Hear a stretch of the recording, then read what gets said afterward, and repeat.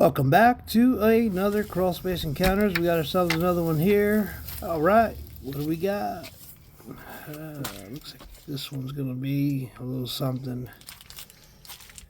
Alright, well, another beautiful water heater in the closet. This one's actually pretty new, but you can see how in the heck did they tuck that thing in there? Oh my god. Alrighty, look at that. Dirt's already banging up against that water heater. Not good. I don't see that water heater lasting too long. That's gonna get all rusty. This wire, so there's nothing there. Man, we just got in here and we're finding some fun stuff. Well, let me get up in here. Wow. Air conditioning, a couple bricks holding it up right there. You can see the rust right on that corner. I mean, I'm telling you, man, you gotta get some plastic in here. You gotta be able to separate the earth from the house and everything you have down here. I mean, that's just all rusted. Look at that, perfect example.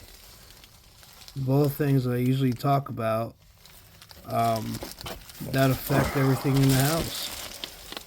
You know, wires and all doesn't get affected. What do we got in here? Make sure there's no snakes.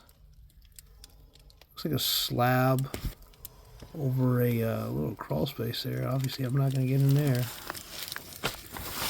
This crawl space has zero vapor barrier. Nothing. It is real dusty down here. I'm sure you're looking at all the particles flying around. Got a bird over here. Dead bird's been down here for a bit. I don't know what that pipe is all about. Yeah, this isn't the nicest of crawl spaces. You know, even though these crawl spaces feel dry, I mean, because the dirt's dry, man, they still produce a lot of humidity. I mean, earth isn't always necessarily dry. I mean, there's no sun on it. Produces less. See, look at this cluster. These wires, man, goodness. Somebody just left a dryer vent down there, piece of a dryer vent. I mean, for the most part, I would definitely have expected to see a lot more fungus growth on the beams. Doesn't look like too much water comes into the foundation. This house is pretty much set a little bit higher on the outside, somewhat on a little bit of a hill. Oof. Man, it's dusty. I'm sure the video is going to be nasty. Just making sure there's nothing getting around. Got a lot of mildew growth here on the floor beam.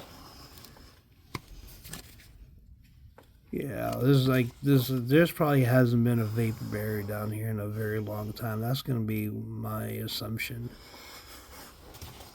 I gotta get up underneath this pipe here. Look at that. It's real dusty. I mean, I'm surprised. But, you know, look at you still have all that mildew. Even though it's as dry as this looks down here, you still have mildew growth. There's no insulation in the crawl space, which, you know, like I said, I've always said before, I'm a fan of that. You can actually look at the floor beams down there and be able to see, you know, if there's any damage or anything going on with them. There's really nothing hiding down there. But, you know, you look at everything flying around down here. It's just, that will find its way into the house. Look at all that mildew growth. A lot of mildew. Just, you know, basic vapor barrier in the crawl space. It's not going to cost you a fortune. Look, you got a air conditioning ductwork here, or heating, whatever, disconnected. So one of the rooms isn't getting any air at all. You can see the just disconnected. So we'll inform the homeowners. The reason why probably one of their rooms isn't getting anything is because of that. But man, you are breathing all this stuff in, especially with that disconnecting right there. Where do you think all this smell and all this dust and everything is going into? This looks like a some kind of a burrowing hole. Chipmunk. And that's how these snakes get in too. These snakes find a way right into these holes. They burrow and find their way right into the crawl space. And here we are getting, this is the lowest part of the crawl space, so it looks like the moisture probably does come in somehow through here.